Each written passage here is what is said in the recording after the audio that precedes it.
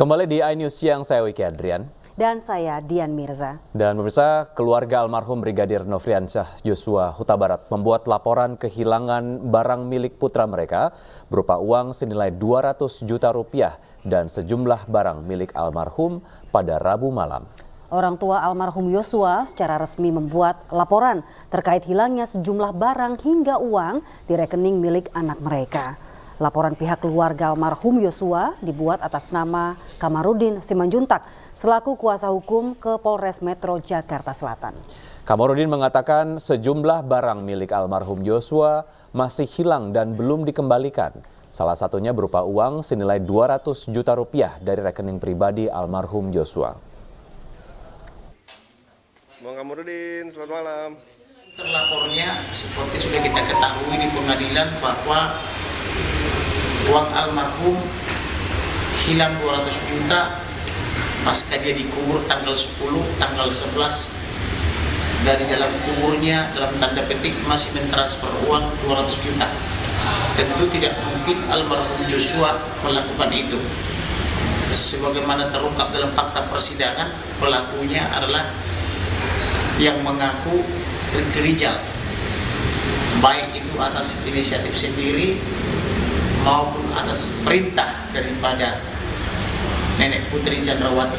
Ahli warisnya yang seharusnya milik anak itu harus dikembalikan kepada ahli warisnya karena anak itu setelah meninggalkan orang tuanya dibunuh secara sadis dan keji. Jadi yang berhak mendapatkan itu adalah saya sebagai ibunda almarhum dan semua saudara dan ayah.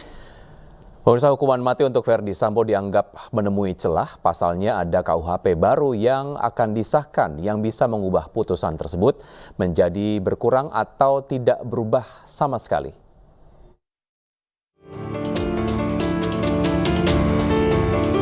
Verdi Sambo divonis hukuman mati atas kasus pembunuhan berencana Brigadir Yosua. Namun, vonis untuk Sambo ini menemui celah karena akan ada kitab undang-undang hukum pidana baru yang akan segera disahkan. Vonis hukuman mati tersebut bisa berkurang apabila sebelum eksekusi kitab undang-undang hukum pidana baru sudah disahkan. Aturan hukuman mati diatur dalam pasal 100 KUHP baru yang isinya apabila terpidana menunjukkan sikap terpuji, pidana mati dapat diubah menjadi pidana seumur hidup dengan putusan presiden atas pertimbangan Mahkamah Agung. Dengan melihat ketentuan ya di dalam Undang-Undang 1 tahun 2023, ya, Kitab Undang-Undang Hukum Pidana yang nanti akan berlaku 3 tahun lagi, ini ketentuannya. Kita tidak hanya bisa serta-merta melihat di pasal yang seratusan, ya saya bilang seratusan karena di situ ada beberapa pasal yang terkait. Tapi kita perlu melihat ketentuan dalam pasal 616. Ya. Dalam ketentuan pasal 616 di Undang-Undang 1 2023 tentang KUHP, disebutkan bahwa pada saat undang-undang ini mulai berlaku, tindak pidana yang sedang dalam proses peradilan menggunakan ketentuan undang-undang ini. Kecuali undang-undang yang mengatur tindak pidana tersebut lebih menguntungkan bagi tersangka atau terdakwa. Dari ketentuan ini bisa kita ambil makna bahwasannya kalau ini sampai nanti akhir persidangan tidak sampai 3 tahun, ya sekarang 2023, 3 tahun lagi 2026 gitu, maka ya masih belum diberlakukan ya ketentuan yang ada di dalam pasal 100 ya di Undang-Undang 1 2023. Nah, tapi kalau misalnya masih belum selesai, tapi tentunya ya mungkin jarang ya karena kalau pidana itu bisa cepat karena menyangkut soal penjara. Nah, maka dari itu kalau estimasi saya ini masih belum bisa efektif diberlakukan dalam masalah ini atau dalam kasus ini. Namun menurut Abdul Haris Mendawai, Wakil Ketua Eksternal Komnas HAM menilai vonis untuk Sambo sudah tepat dan adil. Namun bisa saja berkurang karena terdakwa bisa mengajukan banding. Proses hukum masih berjalan ya, dan ini baru pada tahap pertama ya di tingkat pengadilan negeri. Nanti masih akan lanjut lagi kalau di antara terdakwa mengajukan banding, kasasi, bahkan mungkin sampai peninjauan kembali. Nah tentunya kita belum tahu nanti bagaimana putusannya. Tetapi sampai saat ini putusan yang dijatuhkan ini menurut saya secara pribadi ini sudah cukup adil ya. Banyak hal yang menjadi pertimbangan majelis hakim untuk memutuskan vonis terhadap para terdakwa. Beda vonis disesuaikan dengan peran masing-masing. Tim Liputan iNews melaporkan.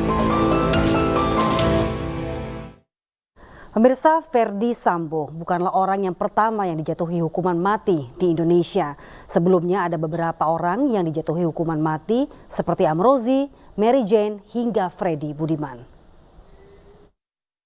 Pidana kepada terdakwa tersebut oleh karena itu dengan pidana mati. Hukuman mati tengah menanti mantan Kadif Propam Polri, Ferdy Sambo. Jenderal Bintang 2 ini telah terbukti sengaja membunuh ajudannya, Brigadir Yosua. Hukuman mati merupakan salah satu hukum yang diberlakukan di Indonesia.